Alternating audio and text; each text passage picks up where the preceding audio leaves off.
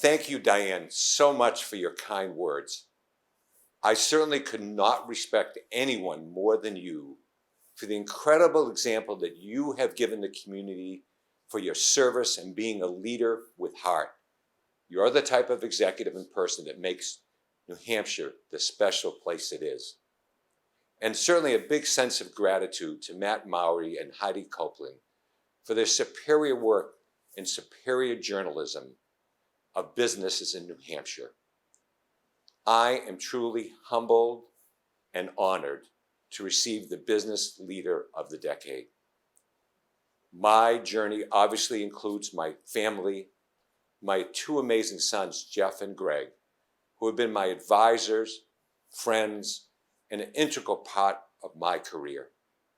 And also my incredible wife, Joan, who has been a true life partner and is just as passionate about the cooperative business model and having a more equitable society.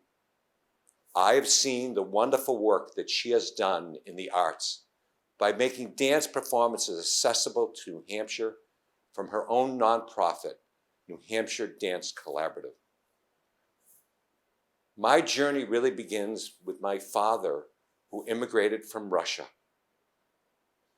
At the age of 5, he had a dream of starting his own business, a family business. We moved from Lawrence, Massachusetts, where I was born, to Manchester, New Hampshire, so he could see that pride come to reality. And he opened a small floor covering store on Elm Street, Dean's Carpet. After my father passed away when I was 13 years old from cancer, I remember the pride he had and the love he had in that business. It was his dream, and his dream came to fruition, even if it was for a short time. I told my mother at the age of 13 that that's what I want to do, is run the family business. It only had 2 employees, but I saw the pride that he had, and I wanted to continue that. After college, I came back into the business. It had 2 employees, and it grew quite successfully. My mother fortunately took it over and ran it while I was in college.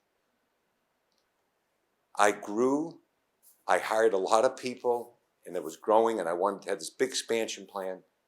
And my mother kept on saying to me, I don't think the people you're hiring know what they're doing. And I said, Mom, they know what they're doing. She said, I don't think they know what they're doing. And slowly it grew, but I got into trouble. And I almost lost the family business at the age of 28. And I had to go tell my mother, who kept on telling me, I don't think they know what they're doing. And she was right, that I was going to almost lose the family business. And instead of ever telling me, I told you so, or you should have never done that, she gave me a big hug and said, I love you, and that's the way you learn. And what a lesson that is for me in life, that I think at the times of our greatest need, of our greatest mistakes, we need the greatest love. And certainly if my mother had not acted like that and showed me the love, I would have been risk adverse and be scared to take risk. I truly believe that family businesses are the core and fabric of our communities. They're our church leaders, our youth leaders, our nonprofit leaders. But I realized that they need scale in buying, in marketing, training, and technology that family businesses don't have. But if they had it, they could compete with any large company.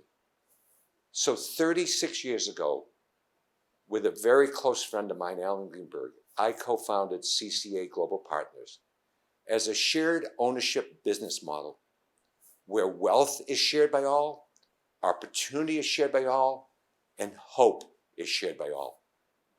The cooperative shared model, it is truly capitalism with a conscience. We are the great equalizer. Our mission is to save family businesses and child care centers in America. Everybody should be driven by a moral compass of doing what's right. It's our moral imperative to give a voice to those with no voice. I think what we really do is truly the David versus Goliath. with the Amazons of the world and Walmarts and Home Depot, everybody getting bigger because their stock price has to go up, up, up, up. We live in a world where the winner takes all. Last year, the poorest one half of the world became 11% poorer, while billionaires rose almost $2 billion a day.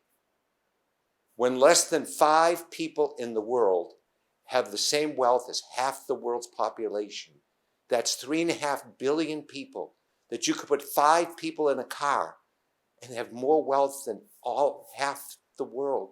We know our economic structure is not aligned. We have wealth without fairness. In the last decade, the top 1% of the wealthiest received 90% of the wealth in the world. We have a fading middle class in America. The U.S. has the highest inequality of any developed nation in the world. And I always believe there are 2 types of poverty: economic poverty and poverty of hope. So many are being left behind financially with little hope for a better life. But the cooperative model empowers people. It brings equity, diversity, and democratic control. The pandemic has only brought more challenges to family businesses in America. It is predicted that 1 in 6 family businesses will close by the end of the year. That's almost 4 million businesses. What happens when they close? That dream my father had is by 4 million people, their dream. That dream stops. They go from being middle class to lower class. What happens to the employees that work for them? What happens to our community where they're the heart and soul and the fabric? Even before COVID hit, we lived in a country with full employment, but not full opportunity. We should be living in a world of we and not me. I strongly believe that we rise up by lifting others up. The income gap between the haves and have-not is only increasing. Brian Moynihan, the Bank of America CEO, recently received Business Leader of the Year at Wall Street. He said businesses need to have a profit and a purpose. Well, I think that's so true, but what took so long to realize that?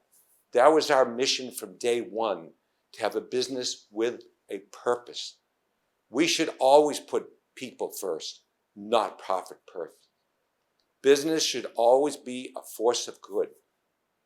And the cooperative business model contributes to a stable and vibrant economy.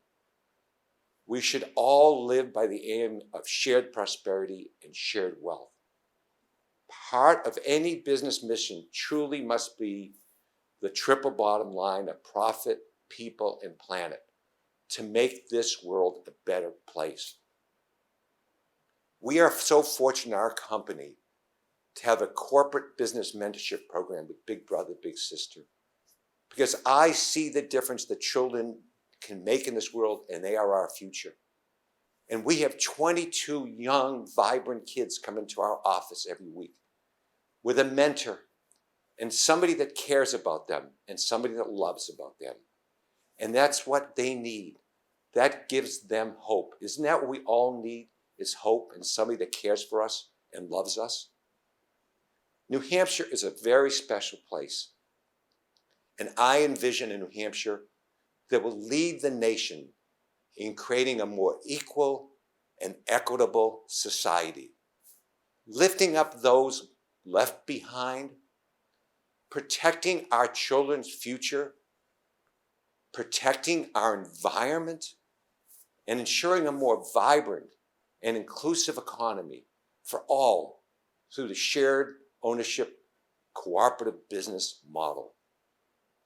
I strongly believe that it takes each of us to make a difference for all of us. I dedicate this honor to my son, Jeff, who is terminally ill and has been my guiding light.